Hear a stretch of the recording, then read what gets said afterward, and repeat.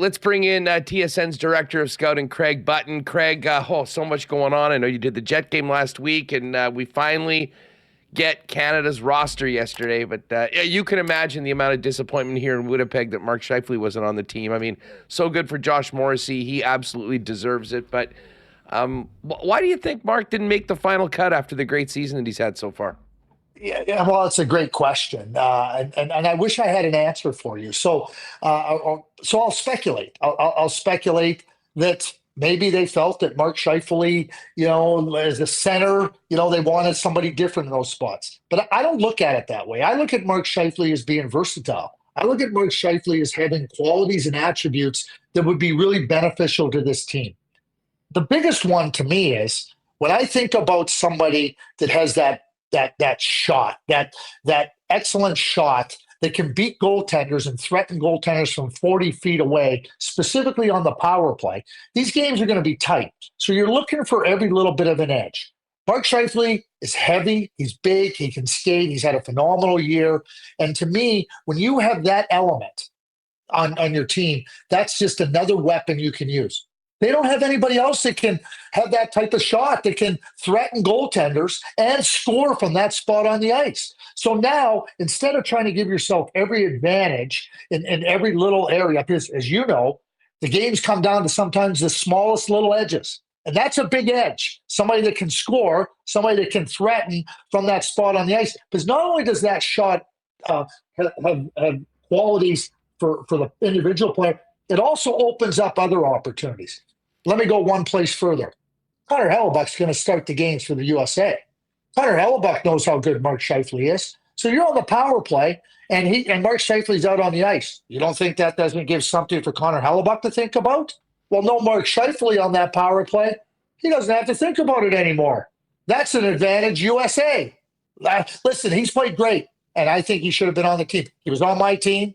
And I think that he has a lot of versatility, and he can do a lot of things for the team in a lot of different areas.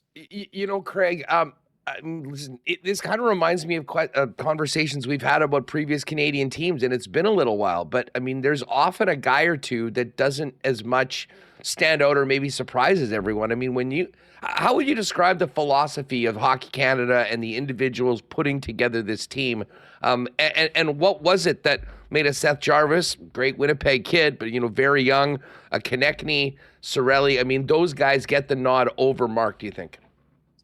Well, and that's something that, I guess, Hockey Canada, putting together a team with NHL personnel input.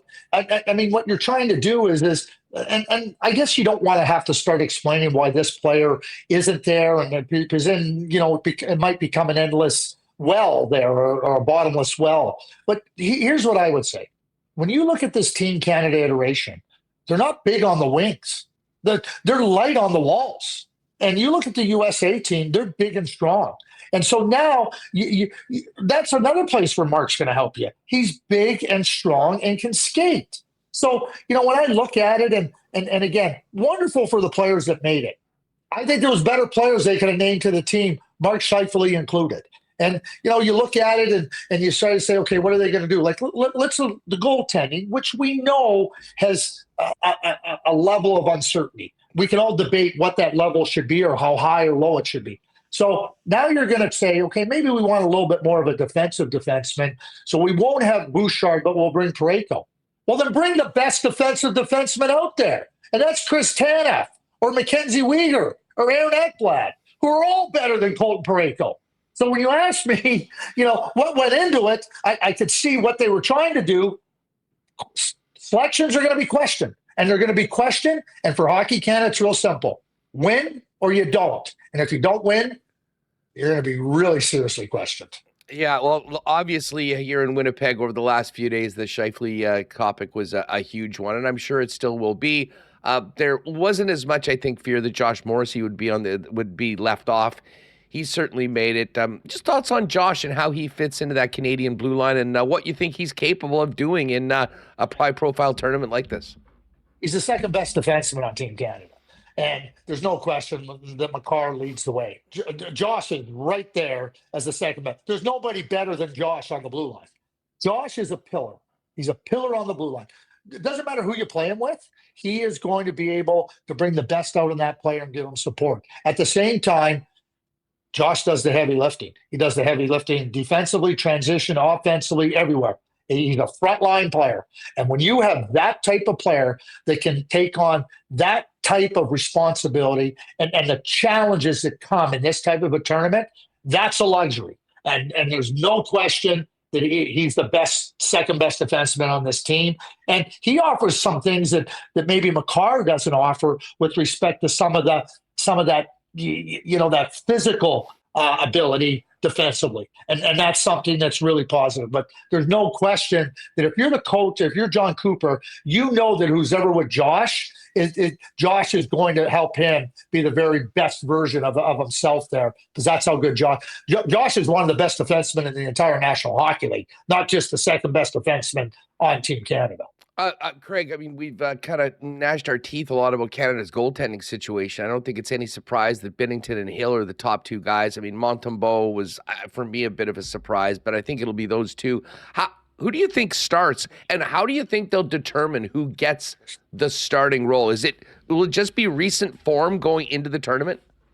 Yeah, as recent as last night. Somebody asked me this question yesterday, and I said, well, if they were playing their first game on Wednesday night, I would say Adin Hill, because he played so well against the Edmonton Oilers on Tuesday night. There's no Luongo, Price, Brodeur, Waugh, Belfour, Curtis Joseph. Those guys aren't around where you just go, it doesn't matter. Those guys are in the net. We know what we got. Let's just go, right? They don't have that. So I don't think that there's any other way for them to proceed other than who is playing the best at that time and gives us the confidence that, okay, you get to start. Hey, listen, would it surprise me if all three goalies play? Not one bit. Hey, one final one on the Four Nations. On paper, who should be the favorite for the tournament? USA all the way. I've said it for 2 years now. And I think they've given me no reason to believe that they aren't the favorite. A couple of things I'll say real quick. The last two Stanley Cup champions, the Florida Panthers and the Vegas Golden Knights, just look at those teams that won.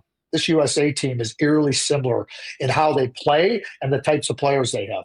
Number two is, and Mike Johnson made this point when we were doing the panel on TSN last night. He said, this USA iteration has no scar tissue. They haven't lost to Canada. There's not this lingering, we lost in 18 or we lost in 22. They haven't lost. So these young players are coming in there with tremendous amount of confidence. And while Canada has always had that, find a way to win type of mentality and approach, USA is not going to be daunted by that in any way. They're the favorites. Should we expect a Canada-USA final, or are people kind of writing off the Swedes, a very good Swedish team, and the Finns a little too quickly? I think you should never, ever underestimate Sweden or Finland. And Finland, the whole is always greater than the sum of the parts. That's just what they are and who they are, and they know who they are. So they're going to be difficult. The Swedes, just look at the blue line on the Swedes. That is a heck of a blue line, and they have that skill up front, and they are going to be a hard out. It wouldn't surprise me one bit to see a USA-Sweden final. I could very well see Sweden being in a final against USA. I think that it's clear that Finland enters this tournament probably as the fourth team to compete for the gold. But don't underestimate Sweden. Sweden, in my view, has the best defense going into this tournament.